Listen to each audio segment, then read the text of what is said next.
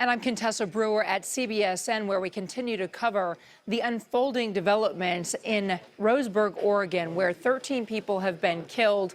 And we know that the shooter also is dead. Some 20 people now sent to area hospitals, some to the hospital that's closest, just 9 or 10 minutes away by ambulance. Others airlifted to Eugene, Oregon, to a hospital there. Investigators very likely are scouring this complex, as you see from the aerial view overhead, a broad, sprawling campus now where between 2,000 and 3,000 students attend, looking for evidence, looking for any other students who can shed light on what the situation was when a shooter opened fire at Umpqua Community College. Mary Ellen O'Toole is a former FBI profiler, joins me now. At this point, Mary Ellen, when we're talking about the investigation, if the shooter's dead, where do investigators go to find more information? Well, one of the first things that they'll do is to go to back to where he's living and get access to all of his computers and phones, iPads, whatever that he was using, because they want to look for all the if anybody else was possibly involved, if someone else knew about the plan, they'll want to know about any leakage that occurred, and it does appear in this case that some hours before this event, the person may have been talking about it on social media, so they'll be looking for that as well.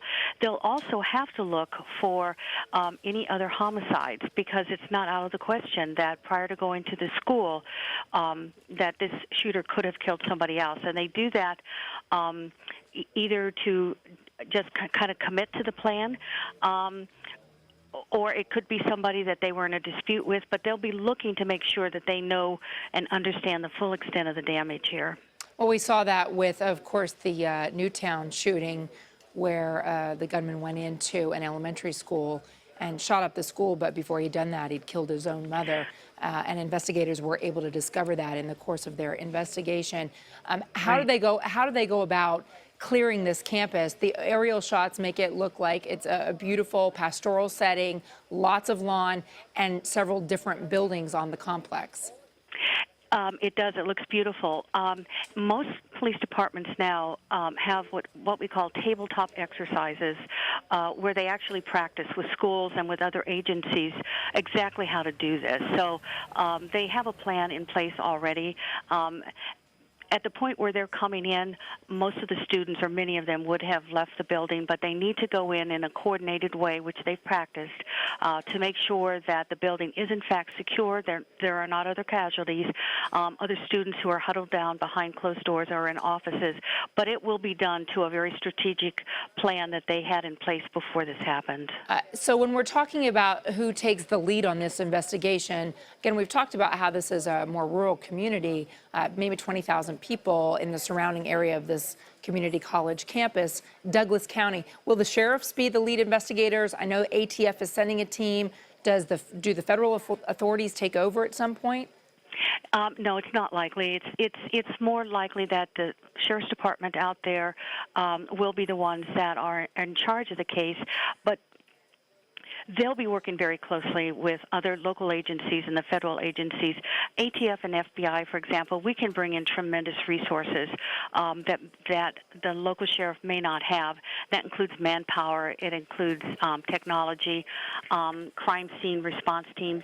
So they'll work together as a whole. And in fact, if it weren't for the jackets and the letters on the back of the jackets, your viewing audience wouldn't even know who belonged to what agency.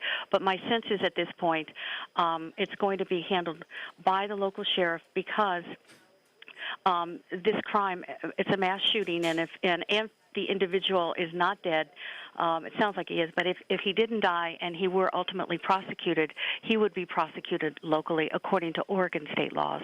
Okay, so if you're just joining us, you're looking at the aerial shots right now. This is the parking lot, the satellite photos of Umpqua Community College. It is just off the I-5, just east of the I-5, south of Eugene, Oregon. So if you're picturing the I-5 running up and down from Washington to California, that major thoroughfare north and south, it's just off of I-5. And there was a shooting less than 2 hours ago that has killed some 13 people, according to the Attorney General, injured 20. Mary Ellen O'Toole is a former FBI profiler. What's priority number one now that they know there's no immediate threat from this particular shooter? The shooter's dead, we're told. But their number one priority would be to make sure that there wasn't a second shooter or a third shooter. It's not likely, but they have to make sure that any and everyone who could have been involved is either captured, pronounced dead, or has been neutralized. But that's the number one thing they're doing right now. And you mentioned, Mary Ellen, the social media chatter today. Do you have any more extra details about that? One of the strongest indicators that we've seen in almost virtually every case similar to this that we've had is this concept called leakage. And leakage means that the shooter tells people ahead of time what they're going to do. It can be a real direct comment. It could be indirect. But this leakage is very powerful, and they'll be going through all of the comments that this individual has made to people prior to the shooting to see what exactly that he did say. But that really is a pretty powerful warning behavior, and we know that there are specific warning behaviors before this. What happened early on in these shootings is people disregarded the leakage. They just said, he's just kidding, he'll never do that. But in a case like this, it sounds like there was a tremendous amount of planning that went into it. So they need to go back to find out if people were aware of it, why didn't they come forward?